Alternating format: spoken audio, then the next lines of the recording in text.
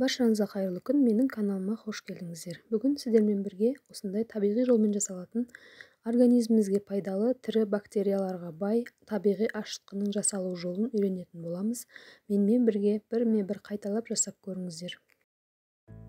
Ол үшін бізге алма қажет болады. Менде бұл жерде 325 грамдай алма болды. Осылай таразыға өлшеп аламыз. Алмамыз міндетті түрде қызыл алма болуы керек. Және алмамыздың салмағымен бірдей краннан ағып тұрған суды өлшеп аламыз. Су міндетті түрде краннан алынуы керек, өйткені крандағы судың құрамында пайдалы бактериялар болады. Фильтрден алынған су бұл ашытқы үшін жарамайды. Өлшеп алынған алмаларымыздың барлығын осылай ұзынша етіп, яғни солонка етіп турап шығамыз.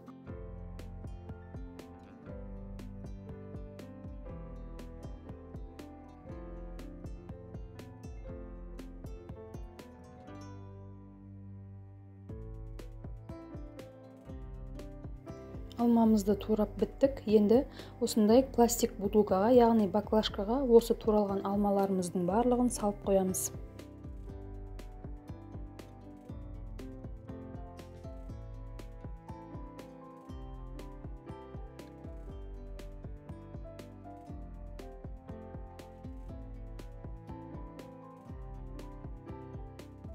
Салып болғаннан кейін үстіне жаңағы өлшеп алынған суымызды құямыз. Суымызды құйып, баклажкамыздың қақпағын жауып, 3 тәулікке жылы жерге қалдырамыз. 3 тәуліктің ішінде алма мен су өзара реакцияға түсіп, көпіршіктер пайда болады. Содан соң осындай бос ыдыс қажет болады. 3 тәулік тұрған қоспамызды осылай сүзіп, ыдысымызға құйып аламыз. Және алманың түйіршіктері суға түсіп кетпеуін қадағалаймыз. Сүзіп алынған өлшенген суымызға өзінің салмағымен бірме-бір етіп оны салатын боламыз. Яғни бізде 325 грамм су болса, 325 грамм ұн қосамыз.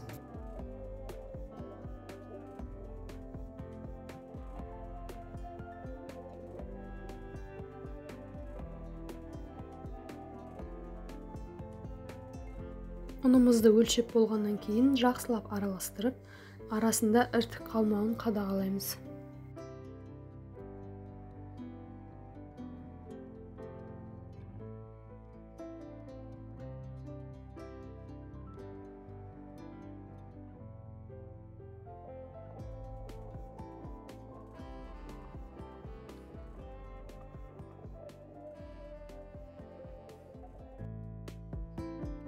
Осылай біркелкі масса болғанша жақсылап араластырамыз.